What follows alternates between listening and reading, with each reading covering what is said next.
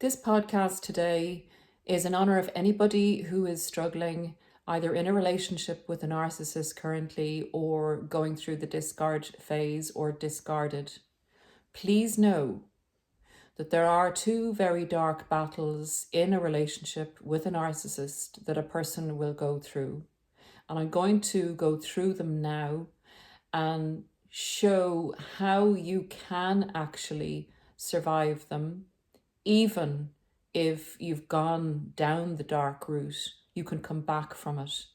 Please know you're needed. We need you. We need your influence in the world. We need you to fight this, and we're with you. Many of us have been through it, including myself. It is possible to come out the other side. Please keep the faith. So this is part 2 of the narcissist as a foot soldier of darkness.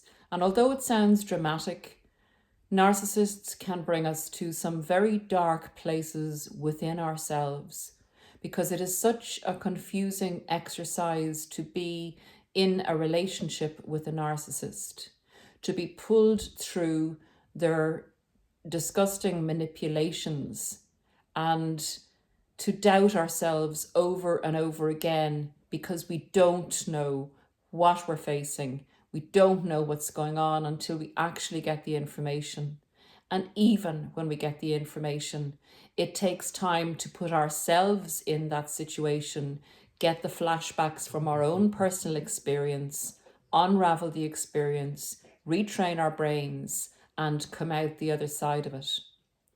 So I get into the 2 crossroads that occur in every relationship with a narcissist, but particularly in the concentrated intensity of the intimate relationship. It's much easier to recognize it. So essentially there are 2 aims, or 2 agendas, or 2 occurrences that happen in the relationship with the narcissist. One is in the process of their extracting narcissistic supply and using you, is ultimately they will have to destroy you to do that. Not destroy you so that they will actually knock you out of the game, because they still need to come back to you once they have declared their ownership of you as a useful tool within their lives. The other outcome is to possibly turn you, and that's to turn you into a bitter, less than rendition of themselves. So bearing that in mind, let's get into the general relationship and the 2 crossroads that you will come to. I'm sorry, I have Remy there in the background. I just saw him on camera. He distracted me from my flow of thought. He's a happy camper. Okay, so the narcissist gets into the relationship with you, and there's basically a build-up to the battle that you will face in the relationship. And the build-up is the narcissist positioning you where they want you. It's building you up so that you're embedded in the relationship, so that it's a positive experience initially for you, and you get to feel very confident and very in love with yourself. It's a falling in love with yourself process, except the narcissist has it set up that you feel that you're falling in love with them, and you equate all the happiness that you're feeling in the love bomb stage with them. And that essentially is a very deceptive trick. But this is what happens. We have no knowledge, perhaps, that we're with a narcissist, and we get built up and positioned.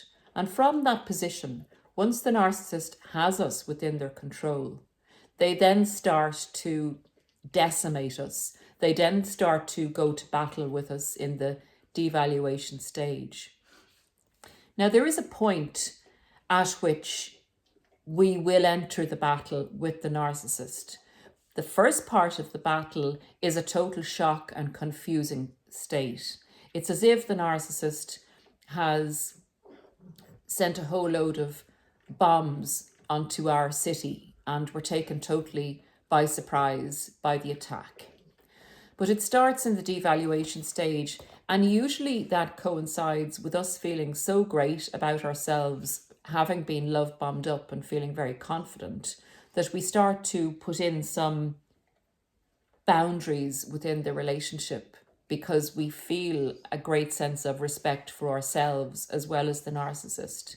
This doesn't go down well with the narcissist because the narcissist feels we're thinking too much of ourselves. We're getting out of control and we need to be taken down a few pegs. That's when it starts.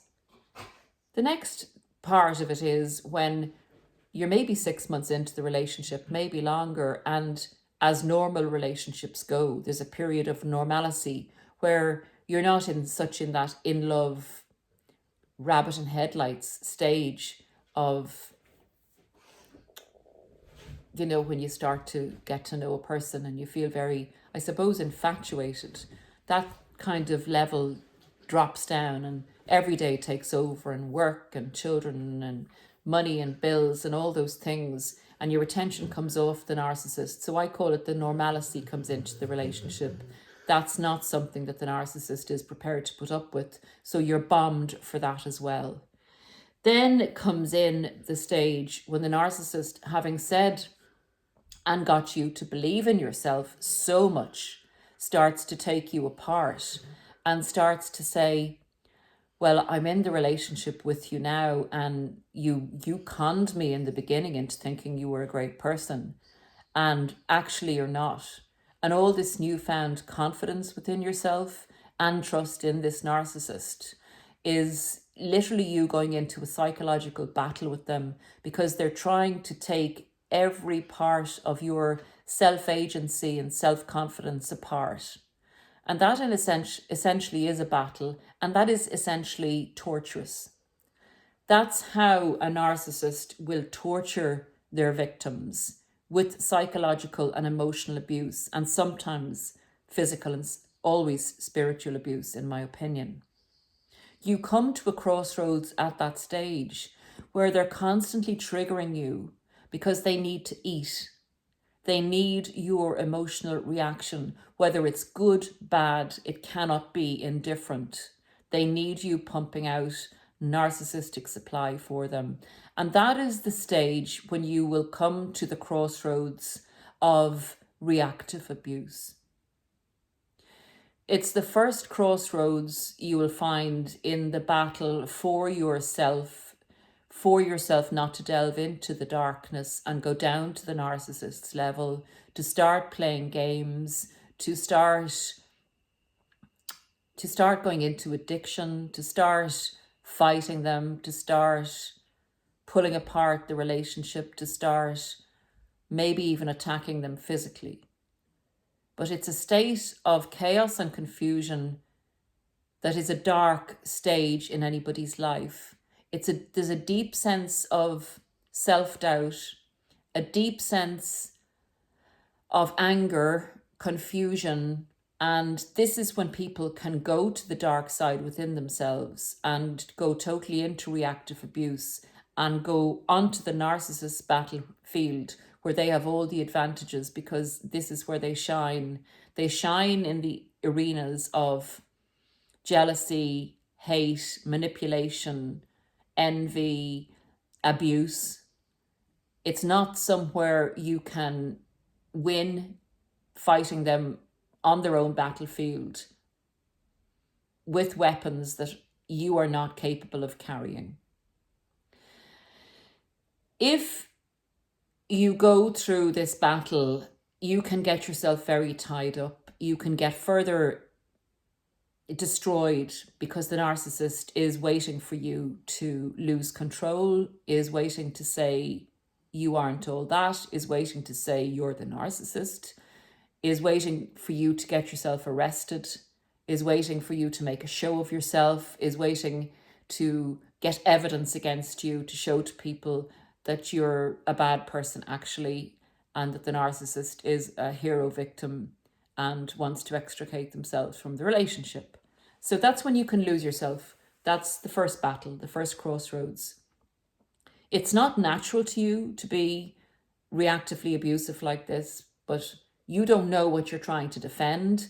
You don't know that it's a battle for your life and your soul and your faith in yourself and your survival.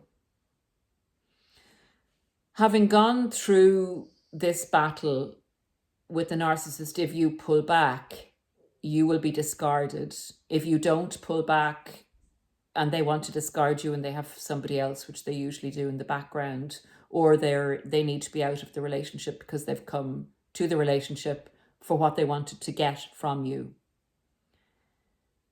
Usually you will end up in the discard phase if you can survive this battle and make your plan to exit, understand what you're going through, or even if you don't have the knowledge about what a narcissist is, you'll know that this isn't right. The friends and family that you are still in touch with that the narcissist hasn't managed to isolate you from or damage the relationships with will support you through this. And people that have been in your life that you trust always, that are kind of all giving you the same message, and you finally understanding that the relationship is not good, will start to put extra boundaries in to protect yourself and make exit plans. Some people really suffer in this phase, and there are consequences for years later to the reactive abuse that they may have used to defend themselves against the narcissist's abuse. So this is the crossroads that you make a decision which road to go down. If you do go down the dark road where you're reacting, abusively towards the narcissist, you can pull back. You will meet the second battle at this stage. So guys, the next stage is when you will come into the second battle, and that is either during the discard, when again the reactive abuse can come into play or be continued from the first crossroads that you had the fight with the narcissist to get yourself free.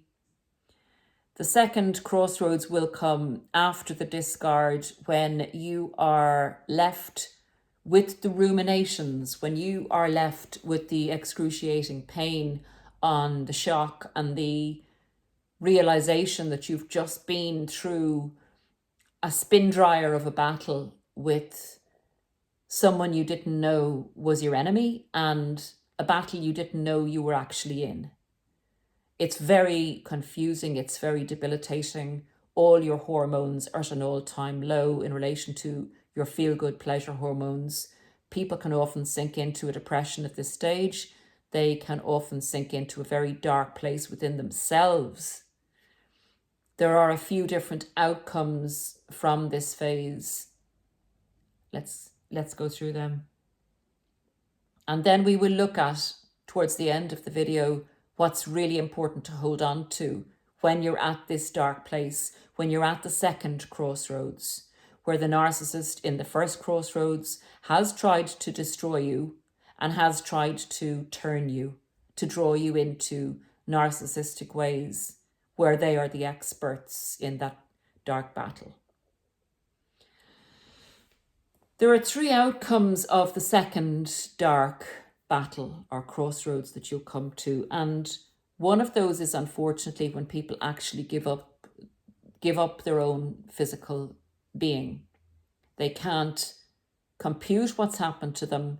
They feel so bad. They actually believe in the narcissist's opinion. They believe the narcissist existed as the person that they said they were. They believe in the narcissist's opinion, and they believe that they are worthless. That's a very dangerous phase to be in. Some people don't get through it because they don't have the support or the continuity of anybody to help them, and the narcissist has done a very good job on them. And prior to that narcissist, they may have had a narcissistic upbringing where their self-belief was shaky to begin with. Please, if you're feeling this at this stage, please listen to the rest of this podcast and please get help. This is a dangerous time for people, and we need you. As I said in the beginning of the podcast, we need you. We need human beings. We need humanity in this world, in this day, and in these ages of time. Please stay with us and do what you were brought here to do.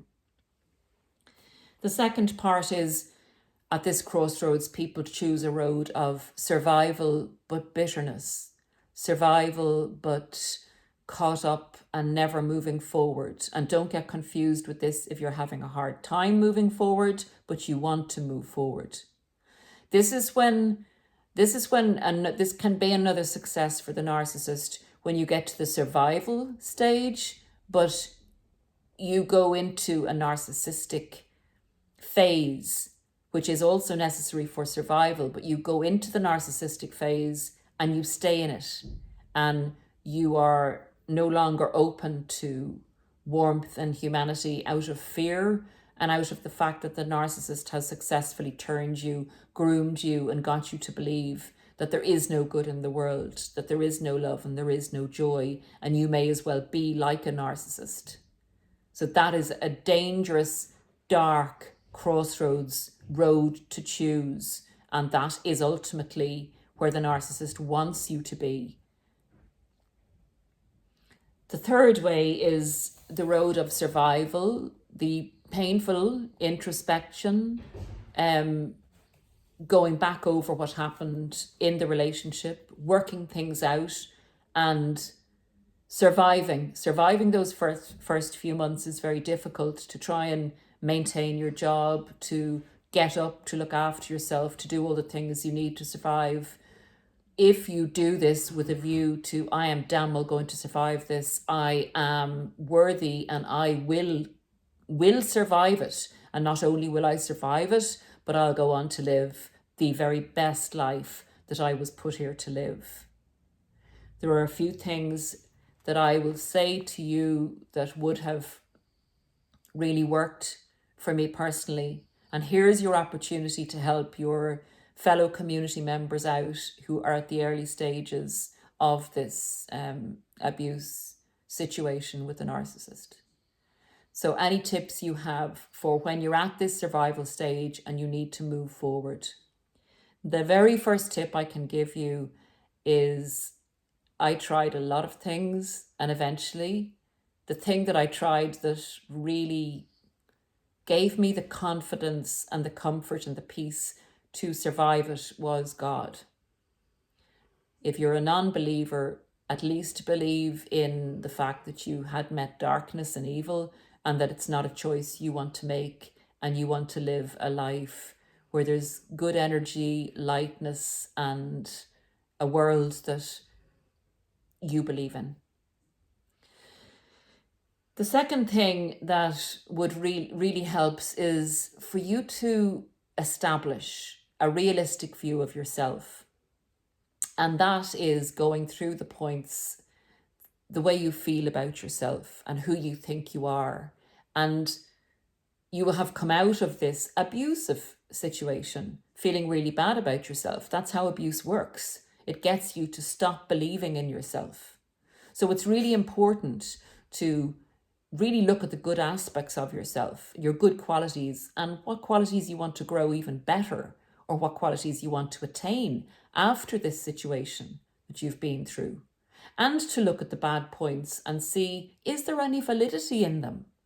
Because remember, you've been brainwashed at this stage. So for that, it would be a good idea probably to get therapy or support. If you treat yourself the way you would treat a very wounded friend who'd come in from a battlefield and had wounds all over that needed tending, what would you do for them? And do that for yourself. And on that note, I would say to nourish the body, to nourish your body like a friend would, to do a lot of self-care, to really think about what you want out of life. Life is very short. Do you want to stay in this perpetual trap or wheel where narcissists abuse you and you keep doing what other people want you to do, even if it's to the detriment of yourself? It's time to reflect and decide where you want to go from here. The past is the past. The present is now. It's when you can take action for the future and work towards your future. It's actually an amazing experience when you get through the hard survival, very painful first few months, first few weeks, first few days, first few hours.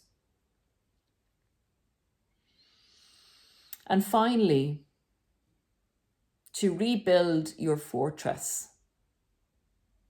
To rebuild your fortress, this fortress of you as a human being has been violated, has been attacked, has been mauled and thrown about by someone who lives their life in the realm of destruction and darkness. You don't have to be destroyed by this. Hard as it is, a lot of people will say, I don't think I can rise above this. I don't think I can survive it. Change that sentence into, I am going to survive this. I am an important, beautiful, loving person. The world needs me, and I'm going to build my fortress with all the things, the energy I like, with the things I like to do. I need to rebuild my defenses, to be so strong in myself, to build the walls so solid that no pathetic narcissist is ever going to get in again, because I don't have room for that energy. That energy is not of me, and I reject it. I reject darkness. And on that note, guys, I will say and bid you adieu. I hope this has been of value. If it has, please consider sharing, liking, and of course, subscribing. From myself and from a very sleepy, peaceful Remy, have a blessed Sunday and Godspeed.